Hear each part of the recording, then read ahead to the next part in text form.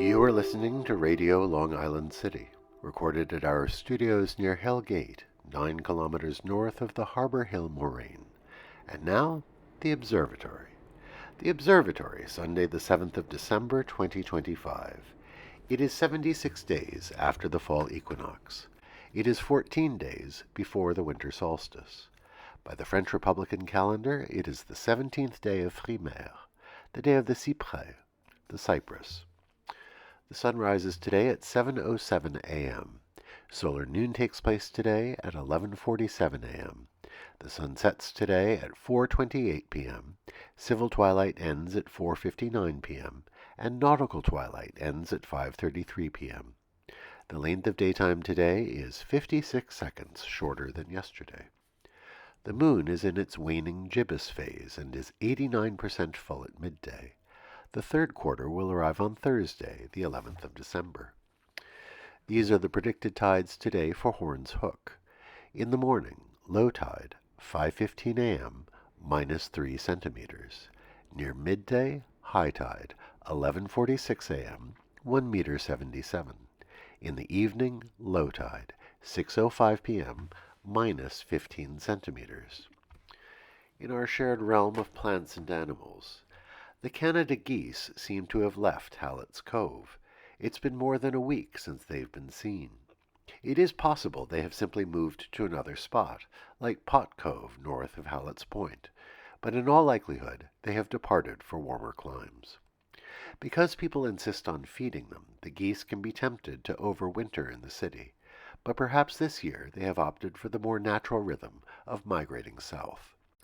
People think of feeding the geese as an act of kindness, but white bread and crackers aren't good for them, and the presence of geese in the cove leads to a regular buildup of goose poop, which is not good for the water quality in the cove. Best to let the geese be, and to let them forage for themselves. We look forward to their return come spring. Commemorations.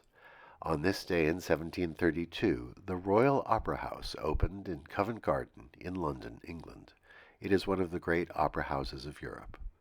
Also in musical history, on this day in 1842, the New York Philharmonic Orchestra performed its first concert. The organization was then known as the Philharmonic Society of New York, and was a cooperative association of musicians under the leadership of Urelli Corelli Hill.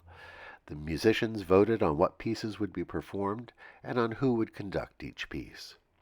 600 people gathered for the first performance at the Apollo Rooms on Lower Broadway. The concert opened with Beethoven's Fifth Symphony, conducted by Urelli Corelli Hill himself. The offerings that night included both orchestral pieces and selections from several operas.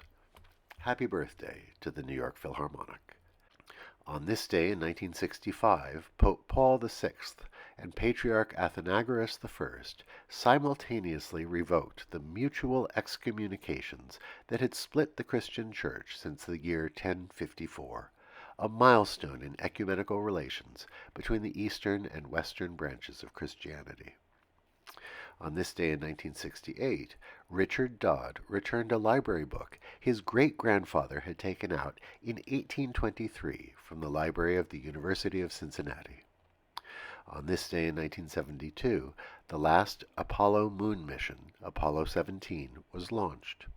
As they sped away from the Earth, the astronauts took the famous photograph of our planet that has come to be known as the Big Blue Marble.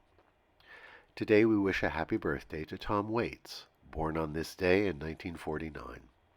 The singer-songwriter is famous for his signature deep, gravelly voice, and his work is in a category all its own, inimitable. Happy birthday, Tom Waits.